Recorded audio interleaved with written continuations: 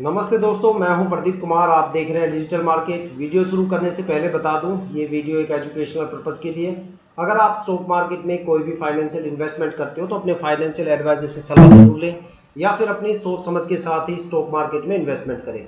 अगर आपको stock market में कोई भी फाइनेंशियल लॉस होता है तो उसके लिए ये वीडियो रिस्पॉन्सिबल नहीं रहेगी। तो चलो दोस्तों, वीडियो शुरू करते हैं। आज हम बात करने वाले हैं पीसी ज्वेलर्स लिमिटेड स्टॉक के बारे में। पीसी ज्वेलर के नाम से ये स्टॉक एनएससी और बीएससी में लिस्टेड है। इस टाइम की अगर सबसे बड़ी अपडेट के बारे में बात करें तो वो अपडेट ये है कि स्टॉक में आज जबरदस्त लेवल का अपर सर्किट लगा जैसे ही मार्केट ओपन हुई, लेकिन एक जबरदस्त लेवल का यहाँ पे सेलिंग प्रेशर बना और स्टॉक के अंदर जो अपर सर्किट है वो ब्रेकआउट हो गया।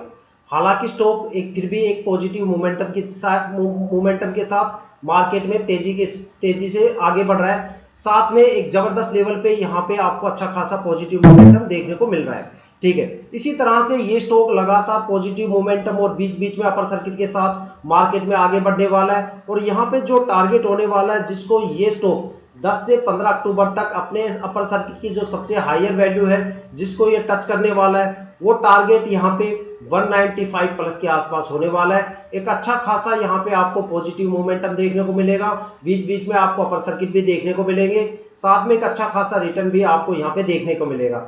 अगर आप इस स्टॉक में अभी तक आपने कोई भी बाय नहीं किया है तो मैं सजेस्ट यही करना चाहूंगा कि आप जितना यहाँ पे डिले करेंगे, समझ लो आप अपने रिटर्न से उतना ही दूर या डिस्टेंस बनाते हुए जा रहे हो, आपको उतना ही कम रिटर्न आपको देखने को मिलेगा जितना डिले आप यहाँ पे बाई करने में करोगे।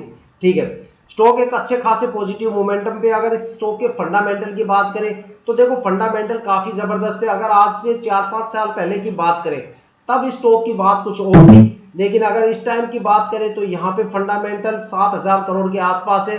साथ में अगर पी रेशियो की बात करें या प्राइस वैल्यूएशन की बात करें तो यहाँ पे प्राइस वैल्यूएशन काफी ज्यादा कम देखने को मिल रहा है। और अगर स्टॉक के लास्ट ईयर की परफॉर्मेंस की बात करें तो 25 रुपए 45 पैसे से ये स्टॉक चल के 153 रुपए 77 पैसे के आसपास गया। मतलब यहाँ पे जो इन्वेस्टर्स का पैसा है लगभग 7 गुना हो गया।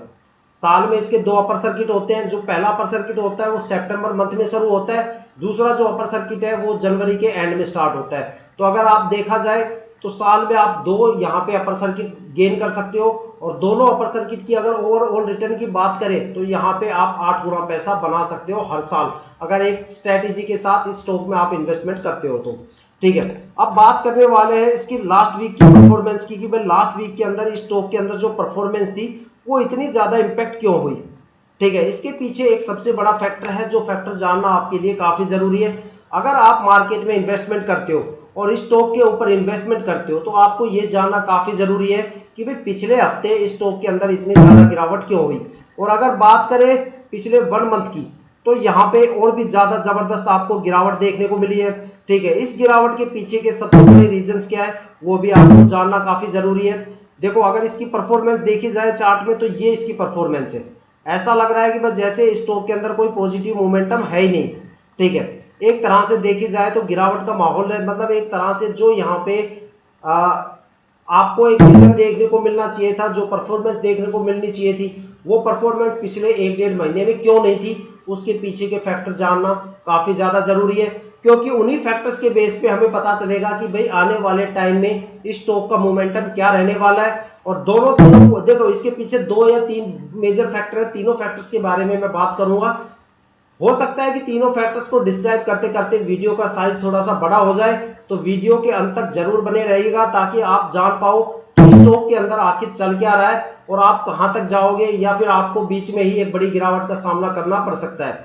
ठीक है, तो देखो जो यहाँ पे पिछले हफ्ते गिरावट हुई थी उसके पीछे का मैं आपको रीजन बताता हूं। इसके पीछे का जो सबसे बड़ा रीजन है वो है एफआईआई। एफआईआई ने लगातार 3 महीने में 30,000 करोड़ की बड़ी बिकवाली की है, जिसमें से 2 सबसे बड़ी बिकवाली उसने सितंबर मंथ में की है।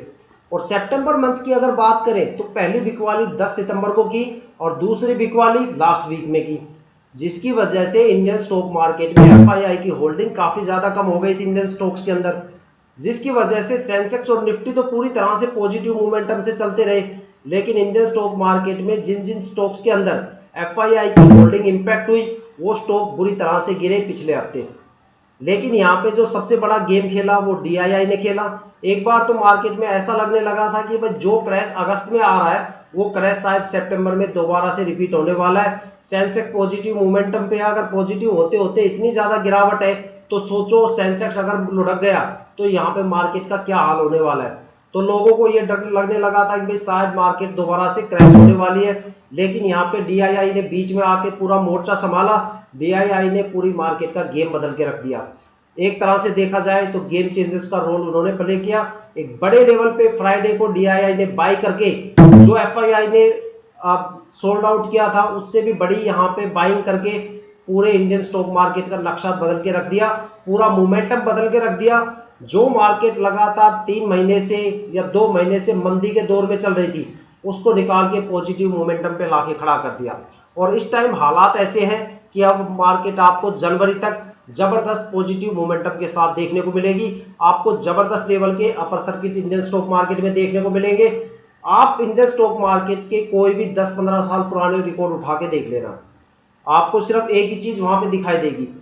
जब जब इंडियन स्टॉक मार्केट में सेंसेक्स ने अपने पुराने रिकॉर्ड को तोड़ के नए रिकॉर्ड कायम किए हैं, जो पुरानी जो सबसे हायर वैल्यू है उसको तोड़ के जब कोई नई हायर वैल्यू का रिकॉर्ड बनाता है सेंसेक्स, ठीक है, और उसको लगातार तोड़ देता है, तो इंडियन स्टॉक मार्केट में अपर सर्किट्स का सिलसिला शुरू हो जाता है, ठीक है। और यहाँ पे जो सिलसिला शुरू हुआ है वो फ्राइडे से हो चुका, क्योंकि फ्राइडे को सेंसेक्स ने अपने पुराने सर्किट की जो सबसे हायर वैल्यू थी उसको तोड़ के एक नया इंडियन रिकॉर्ड बना दिया इंडियन स्टॉक मार्केट में सबसे हायर वैल्यू का, और वो वैल्यू थी 84,996 के आसपास। लेकिन मंगलवार तक आते आते सेंसेक्स ने उन दोनों रिकॉर्ड को भी, जो फ्राइडे और मंडे को बनाए थे, उन रिकॉर्ड को भी तोड़ दिया, ठीक है।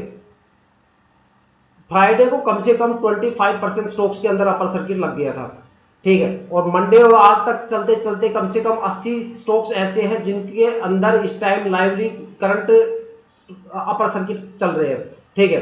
साथ में 35 और 40% स्टॉक ऐसे भी हैं जो अपर सर्किट तो उनमें लगा नहीं, लेकिन उन्होंने कसर भी नहीं छोड़ी, वो बिल्कुल अपने अपर सर्किट के नियर बाई चल रहे हैं। कोई 10-15 पैसे नीचे है, कोई 20 पैसे है, कोई 30 पैसे है, मतलब अपने अपर सर्किट के बिल्कुल नियर बाई वो चल रहे हैं। तो जल्दी उनमें भी आपको जबरदस्त लेवल का अपर सर्किट देखने को मिलेगा। जनवरी तक मार्केट का माहौल पूरी तरह से पॉजिटिव मोमेंटम के साथ चलने वाला है। ज्यादातर स्टॉक्स में आपको इसी हफ्ते अपर सर्किट देखने को मिलेगा या पॉजिटिव मोमेंटम देखने को मिलेगा, लेकिन कुछ सेक्टर के स्टॉक ऐसे हैं जिनके अंदर आपको पॉजिटिव मोमेंटम या फिर जो अपर सर्किट है वो कम से कम 1-1.5 हफ्ते के डिले के बाद देखने को मिलेंगे। जैसे कि एनर्जी सेक्टर्स हो गए, जैसे कि पावर सेक्टर हो गया, ग्रीन पावर हो गया, आईटी के सेक्टर हो गए, रेलवे के सेक्टर हो गए, केमिकल सेक्टर हो गए। इन सेक्टर के स्टॉक में आपको जो मोमेंटम है वो कम से कम 1.5 हफ्ते के बाद देखने को मिलेगा, क्योंकि इनके पीछे सबसे बड़ा रीजन ये है कि इन स्टॉक में सबसे ज्यादा लिक्विडिटी है, ठीक है। जो स्टॉक इस टाइम सबसे ज्यादा ताबड़तोड़ भाग रहे हैं उनमें लिक्वायर, सिगरेट्स, फर्टिलाइजर्स, साथ में सिरामिक्स हो गया, टेक्सटाइल हो गया, ज्वेलरी हो गया, ठीक है, साथ में जो मिल्स वगैरह के सेक्टर हो गए या फिर शुगर वगैरह से रिलेटेड सेक्टर्स हो गए, उन सेक्टर्स के स्टॉक्स में सबसे ज्यादा पॉजिटिव मोमेंटम इस टाइम आपको देखने को मिलेगा।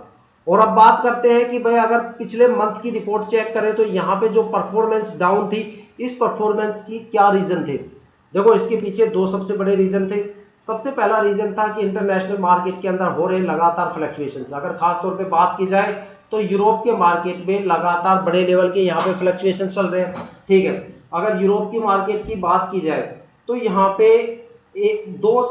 एक तरह से जियोपॉलिटिकल प्रेशर बना हुआ है। एक तरफ देखा जाए तो रशिया यूक्रेन आपस में भिड़े खड़े हैं, और अगर दूसरी तरफ देखा जाए तो इजराइल और उसके जो पड़ोसी दो देश हैं उनके आपस में डंडे बज रहे हैं। तो वहां पे जितनी भी कंट्री है, चाहे वो हायर कमिश्नर कंट्री हो या बाकी कंट्री हो, वो डायरेक्ट या इनडायरेक्ट रूप से उस वॉर में इन्वॉल्व है, जिसकी वजह से वहां लगातार जॉब के रिसेशंस आ रहे हैं, कहीं पे फ्लक्चुएशंस आ रहे हैं मार्केट में, जिसकी वजह से यूरोप के मार्केट ने पूरे एशियन स्टॉक मार्केट को हिला के रखा हुआ है।